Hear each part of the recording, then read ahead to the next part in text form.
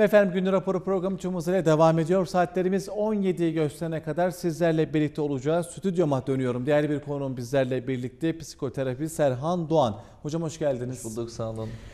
Konuşacağımız konular oldukça önemli. Son 15-20 dakikadayız programımızın ve bu 15-20 dakika size ayırdık. Size vereceğiz söz hakkını. Çünkü ne yazık ki son zamanlarda karşılaştığımız sıkıntılar var. Yani evet, intiharlarla karşı karşıya kalıyoruz elbette ama bir zirve olur ya hani son zamanlarda, hani artık dersin neden intihar? Hele ki yine bazı konular öne çıkmaya başladı. Siyanür öne çıkmaya başladı. Siyanürle intiharların arttığını, belki siyanürü bu zamana kadar hiç duymayan vatandaşlarımız, izleyicilerimiz vardı. Bu intiharlardan sonra siyanür öne çıkmış oldu.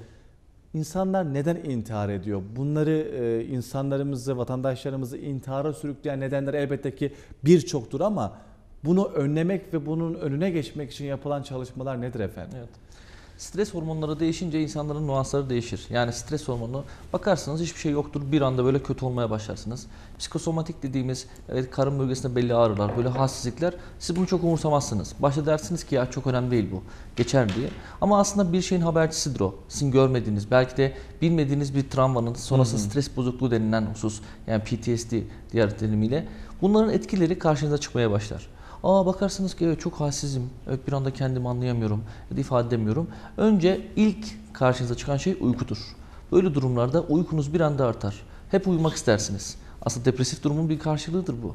Yersiz uyuklamaya başlarsınız. Yani hangi alanlarda hocam? Yani özellikle intiharı kafaya koyduğumuz alanlarda mı yoksa psikolojimizin bozulduğu evet, daha zaman? çok bozulduğunda. Bozuldu. Yani bozulduğunda bunu ortaya koyuyoruz. İntihara kadar giden noktada ise kişilik bozuklukları çok önemlidir. Yani intihar edecek birinin bir kişilik bozukluğu konumunda olması lazım. Yoksa kolay kolay bir intihar gerçekleşmez. Burada bu dinamiklere bakmak lazım. Nereden geldi? Niye? Mesela işte Antalya olayından bahsettiniz ve benzer birkaç tane de ya. Bunların üstüne gelmesi aslında geçmişteki bir stres bozukluğu var Cem Bey. Yani bu stres bozuklukları, bu stres hormonları onun beyninde tamamen artık bir yoğunlaşmayı meydana getiriyor ve sonra da artık hiçbir şeyden zevk alamama. Zevk alamamayınca tek çare ne? Evet, gitmek. Bu yolu değiştirmek. Bunların tespitleri başta daha kolay yapılabilir. Özellikle psikiyatristlerin belli çalışmaları, psikologların belli incelemeleri üzerine bir kapı açılabilir. Ama bizde kapı buna doğru gitmiyor. Neden? Sona kadar bekliyoruz. Türkiye'de psikoterapi kavramı doğru karşılanmıyor. Yani psikoterapi deyince sanki evet ben deliyim, deli doktoruna gideceğim. Bu önü kapatıldığı için insanlar en son çarede.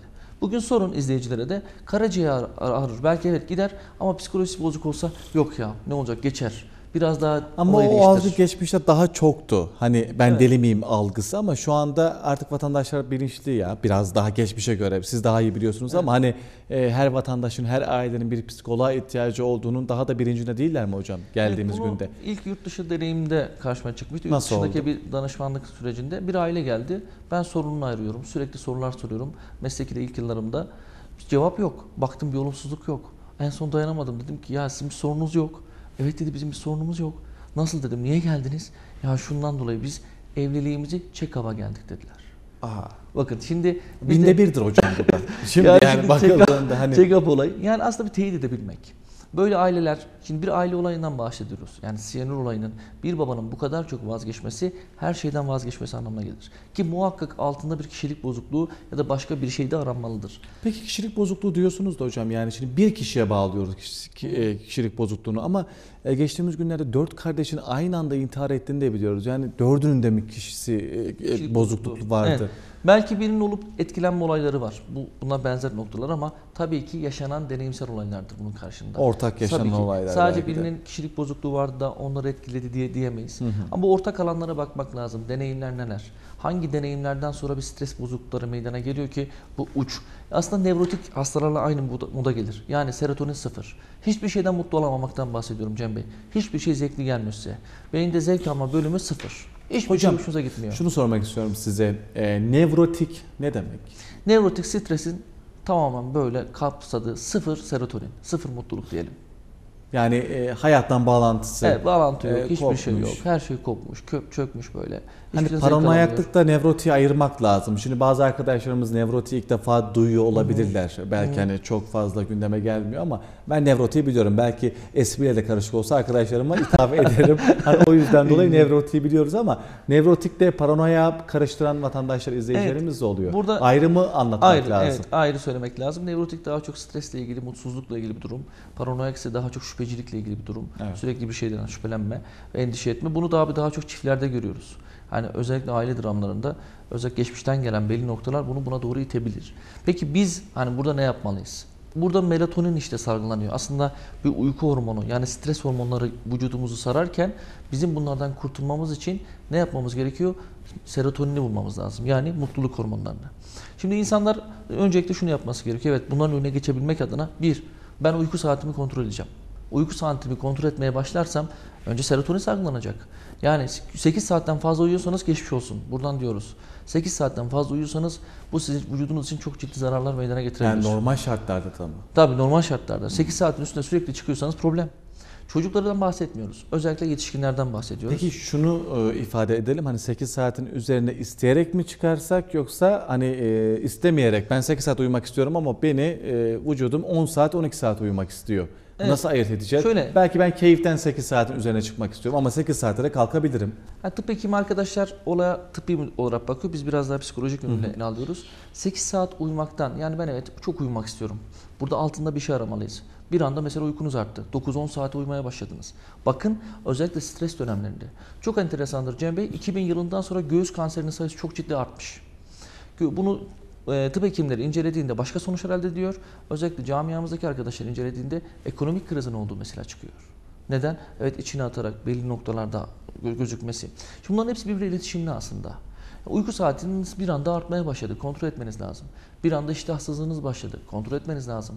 Dizlerinizin altında enteresan bir şekilde bir anda ağrı oluşuyor. Evet, vücudunuzda değişik ağrılar başladı. Lütfen bunları ertelemeyin.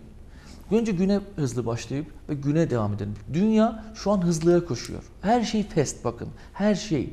Stresi o kadar açacak çok şey var ki. Yani sizi intihara önünü açacak, götürecek o kadar etken var ki.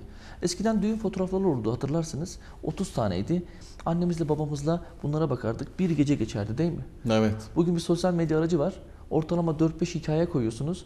400 kişi buna bakıyor ve 2000 tane fotoğrafı beyninize yerleştiriyorsunuz. Bakın, beyin hep hızlılığa yönelik. Herkes diyor ki hocam ya ben çok hızlı yaşıyorum, hiperaktivitem var. Hocam ben böyle gidiyorum, değişik. Hayır, hiper kişiliksin. Yani bu dünyanın döngüsünde kendine yer bulamıyorsun ki. Bu beyin daha da hızlı dönüyor. Ki bununla ilgili Amerikan Psikiyatri Derneği bir açıklama yaptı. Dedi ki sosyal medyaya günde 4-5 tane fotoğraf koyan birisi onaylanmamış çocuk şemasındadır. Yani 7 yaşına kadar geçen süreçte onaylanmadığı için bugün Instagram'a böyle fotoğrafları koyarak onaylanmaya çalışıyor demektir. Bakın, çok önemli bir ayrıntı. Şimdi ben 4 tane koydum mu diye düşündüm de. Siz bu noktada birisiniz, öndesiniz. İnsanlar sizi takip ediyor. Sizinki ayrı. Bunu bir ayırt edelim. Ben de onları koyuyorum hocam. Evet, şimdi ben de bir düşündüm. Ayırt Belki edelim. ekran başındaki izleyicilerimiz de düşünmüşlerdir ama hani bu konuya bu yönde hiç bakmamışlardır belki. Evet. Yani şimdi siz işiniz gereği bunu yapıyorsunuz. Bunlara bir şey diyemeyiz. İnsanlar evet, ama hiçbir noktada tanıtımı yok orada. Bir reklam dünyası yok. Ama gittiği her yerde fasulyeyi bir çekiyor. İşte maydanozu Ben de bir çekiyor. karşıyım. Evet, bunu söylüyor Amerikan Psikiyatri Derneği. Diyor ki bu onaylanmamış çocuk. Yani çocukluk döneminde anne babası tarafından onaylanmayan kişiler ileride bunu bir şekilde tamamlamaya çalışır. Bakın, çok enteresandır.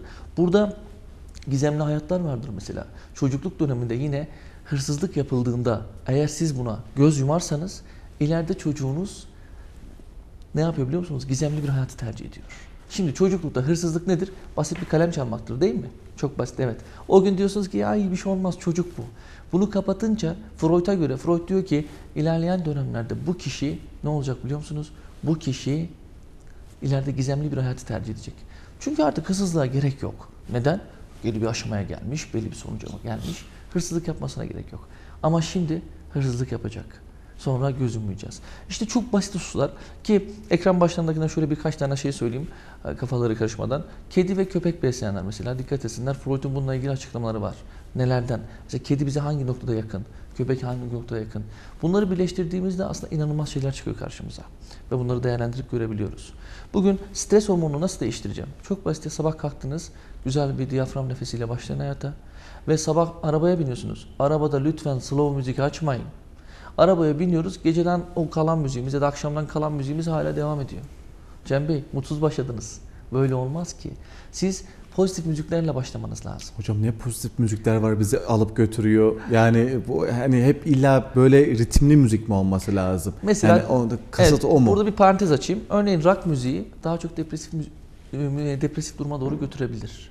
Rock müziğinde çünkü orada sertlik vardır. Nevrotik duygular ortaya çıkabilir. Rock müzikte. Evet, rock müzikte. Hani rock müzik dinlemeyin demiyoruz. Buradan yanlış anlaşılmasın. Ama rock müziği özellikle bu sabah dinlemeyin. Daha melatonin olduğu zamanlarda dinleyin. Daha rahatlayacak zamanlarda. Bu bizi başka bir kapıya götürür. Ama biz sabah kalkıyoruz, açıyoruz İbrahim Tatlıses'i. Sonra o gidiyor. Bütün gün evet neden bu dünyada yaşıyorum diye düşünmeye Ya da başlıyoruz. sabahın erken saatlerinde Gül'ü dinleyenler de var hocam. Yani Gül'ü dinleyerek güne başlayanları biliyoruz. Evet. İşte burada aslında Hayatı olumsuz etkiliyor. Günü olumsuz etkiliyor. güne olumsuz başlıyorsunuz. Derken bütün her şeyi çekmeye başlarsınız Cem Bey. Orada ne kadar negatif varsa siz çünkü zaten melatoninle başladınız. Yani sertlikle başladınız. Evet tamam okey olabilir. Bazen bu hormona da ihtiyaç var. Ama stres hormonunu ne kadar çok uzaklaştırabilirsek sabahın erken saatinde güne o kadar da hızlı başlarız. Bir evet uyku dedik. Önce bu uykumuza dikkat edelim. Bu stres boyutlarına geçmemek için. İki, evet sabah kalktığımızda ne yaptığımızı planlasak. Bakın çok basit geliyor bunlar. Hatta bazen danışanlarla bunu konuşunca ya hocam biz biliyoruz bunu ama yüzleşmek istemiyoruz. Sabah kalktığınızda lütfen önce bir mantığınızı bir köşeye bırakın. Mantık sizi hareketlendirmeye, hızlandırmaya çalışacak. Önce ne hissediyorsunuz? Bu soruyu sorun kendinize. Çok basit. Ne hissediyorum ben bu sabah? Kalktım bu sabah kendimde ne var? Ayna karşısına geçtiğinizde o dişlerinizi fırçaladığınızda bir bakın. Bugün ne hissediyorum? Siz düşünüyor musunuz hocam her Evet. sabah? Ciddi. Dişlerimi fırçalarken buna bakıyorum. Ne hissediyorum? Hani ne hissediyorsunuz? Mesela bu sabah ne Mutluluk. hissettiniz? Genelde sabahlar Cem Bey enteresandır. Sabahlar mutsuzluk çökebilir. Çünkü geceden kalan düşünceler sabah kalktığınızda üzerinizdedir. Özellikle de kötü düşünceleriniz ya da olumsuz yaşadığınız travmalar varsa bunlar size en zayıf olduğunuz an sabahları vururlar. Çünkü rüyadan kalkmışsınızdır. Rüya bir bilinçaltının göstergesidir. Rüyada bununla harmanlandınız. Rüya sizi yordu. Sonra sabah ilk kalkış. Hiçbir şey yok berrak ama o travmatik durum aklınızda. O yüzden sabaha nasıl hızlı başlarsanız ve güzel başlarsanız diğer gün devam ediyor. Ama sabaha mutsuz başladığınızda merak etmeyin gün boyu sinirlenecek, öfkeleneceksiniz. Mesela hocam şimdi geçtiğimiz günlerde ekranlara getirdik. Onun da videosu vardı. Burcu onu bir gösterirse başörtülü bir kadına yoldan geçen birinin bir anda saldırması, vurması. Evet. Yani bu görüntülerle karşı karşıya kaldık. Tabii başörtülü olup olmaması yani bu belki o konu içerisinde değerlendirilecek bir konu ama yani yoldan geçerken tepki gösterdiği bir olay var bir vatandaşın ki gün içerisinde bizim de yolda yürüdüğümüzde birçok tepki gösterdiğimiz bir olay vardır. Tabii. Hani birçok vardır. Yer vardır, mekan vardır, kişi vardır, şahıs vardır. Çok vardır ama yani o hangi psikolojiyle nasıl bir psikolojisi vardı o kişinin? Bir anda hiç tanımadığı kişiye sadece o olaya tepki gösterdiği için vurabiliyor. Evet. Bir öncelikle bu kişi dürtüsel biridir. Yani dürtülerini kontrol edemeyen biridir. İkinci durumda da bunda geçmiş dönemlerde şöyle örnekler var önümüzde. Dizilimler. Aslında biz 7 yaşına kadar dizilimlerle büyürüz. Yani ailemizden ne gördüysek ailemizde gördüğümüz görüntüye göre insanları kişileştiririz. O dönemde yaşadığımız travmatik olaylar. Yani size kötü davranan biri kötü bir şekilde yüzleşebilir. Bunu bir hocamız şöyle izah etmişti. Bir danışanı geliyor. O danışan diyor ki sen benim o kötü amcama o kadar benziyorsun ki sakalların aynı, gömleğin aynı. Onun gibi davranacaksın bana değil mi diyor. Şemalaştırıyoruz Cem Bey. Evet. 7 yaşına kadar geçirdiğimiz deneyimleri ilerleyen dönemlerde yani o 0-6 dediğimiz dönemde eşleştiriyoruz. Ben Cem Bey'i gördüm. Böyle bir anda görünce insanlar şöyle düşünür. Ya hiç böyle hoşuma gitmedi bu adam. Hiç tanımıyorsunuzdur. Ya çok iyimser biri. Aslında o sizin 6 yaş öncesindeki deneyimlediğiniz o şemaların yansımasıdır. Yani o dönem hayatınızdaki kişiler nasılsa onlara benzeyenlerle eşleştiriyorsunuz. Muhtemelen bu durum da aynı. Eşleştirdi. Geçirdiği kötü bir olay ya da kendisine göre kötü olarak adlandırdığı noktayı eşleştirip bakın dürtüsel bir davranış sergiledi. Tabii ki burada beyni kontrol etme yok. Yani beynin özellikle dürtüleriyle hareket edip yoksa mantığa cevap verse yani süperegoya sorsa bunu diyecek ki tamam. Tabii ki ben karşısındakine ne yapacağım? Ben durmam lazım. Bunun bir kuralları olmalı. Dürtülerini kontrol edemeyen insanlarda bozukluklar vardır. Onların da kontrol edilmesi gerekir yoksa önüne geçilemez. Kadına şiddet olayında aynı şeyleri görüyoruz. Evet antisosyallerde aynı olayları görüyoruz. Ki bu noktada tek nokta benzerdir. Onların bir tedavi alınması. Peki hocam Şimdi 2 soru soracağım. 2 sorudan sonra detaylandırabilirsiniz ama kısa kısa isteyeceğim. Evet veya hayır. Geçmişe göre şiddet olayları artıyor mu? Azalıyor. Azalıyor diyorsunuz. Peki psikolog anlayışımız, Türk milleti olarak psikolog anlayışımız da artıyor. Evet, artıyor. Artış Psikoterapi gösteriyor. artıyor. Peki şimdi psikolog anlayışımız artış gösterirken biz yani bu şiddet olaylarını daha da azalması gerekmiyor mu sizce? Ya da sadece insana karşı şiddetten de bahsetmiyorum. Şiddetin Duygusal her şiddet, türlüsüne, evet, her türlüsüne daha da azalmak gerekmiyor mu hocam? Şöyle, azaldığını nasıl tespit ediyoruz? Şu Nasıl an tespit artık ediyoruz? Bir de o önemli tabii. gün yüzüne çıkmaya başladı. Daha önceki dönemlerde bu kadar şiddet olayını duymuyorduk. Yani sizlerin sayesinde bunlar haber olmaya başladı. Haber olurken gün yüzüne çıktığı için oranlar değişik gösteriliyor. Hocam iyi mi oluyor, kötü mü oluyor peki? Biz mesela bir kadının intiharını, bir eşinin dövdüğünü falan bunları anlatıyoruz ama yani görüp başkaları yapıyor olabilir mi? Sesi çıkarmak kadar güzel bir olay yoktur. Sesi ne kadar çok çıkartıp gösterirseniz bu olayı o kadar duyarsızlığı göstermeye çalışırsınız. Başka bir olayı merak etmeyin. Tetiklemezsiniz. Neden? Tetikleme olmaz diyoruz. Evet, zaten şudur konu. Çok şiddet boyutuna giderse özellikle bunu etkileyecek olan çocuklardır. Yani çocuklarla ilgili bir olgu vardır. Bir antisosyalse bu, sizin oradan görüp dönmesine gerek yoktur. O zaten dürtülerini kontrol edemiyordur. Dürtülerini kontrol edemediği için tepkiselliği ortaya çıkacaktır. Ki geçmiş aylarda Kırıkkale'de yaşadığımız olay ve benzer olaylar, bunlar işler acısı. Bakın bir antisosyal hareketi.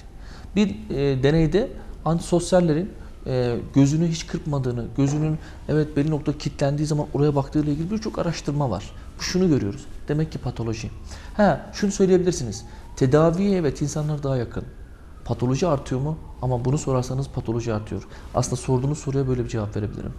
Evet, tedaviye insanlar daha yakın bakıyor. Türkiye'de insanlar psikoterapi deyince evet gitmeliyiz artık, bunun konusu bununla ilgili diyor. Ama diğer yandan da teknoloji çok hızlı büyüdüğü için Cem Bey, teknolojiye hız yetişemediği için benzer patolojiler de ortaya çıkıyor. Bu da kaçınılmaz. Peki şunu sormakta fayda var. Son olarak bununla değerlendirmenizi rica edeceğim sizin. Tabii intiharlarla karşı karşıya kaldık ama mesela ben şiddet olaylarının günümüzde daha da artar dediğinizi düşünecektim ama güzel bir değerlendirme, güzel bir açıklama yaptınız. Daha önce daha çoktu ama görmüyorduk. Şimdi gördüğümüz için belki birkaçını bize çokmuş gibi geliyor ama siz bu işlerin içerisindesiniz ve takip ediyorsunuz elbette ki. Peki bir İntihara karar vermiş bir kişi, akabinde yani intiharlardan gidiyorum ama aslında psikolojisi bozuk bir kişiden bahsediyoruz. Yani psikoterapiste ihtiyacı olan birisinden bahsediyoruz. İntihara kalkışıyor, akabinde ya intihardan vazgeçiyor kendince ya da yaptığı intihar girişimi olumsuz sonuç veriyor.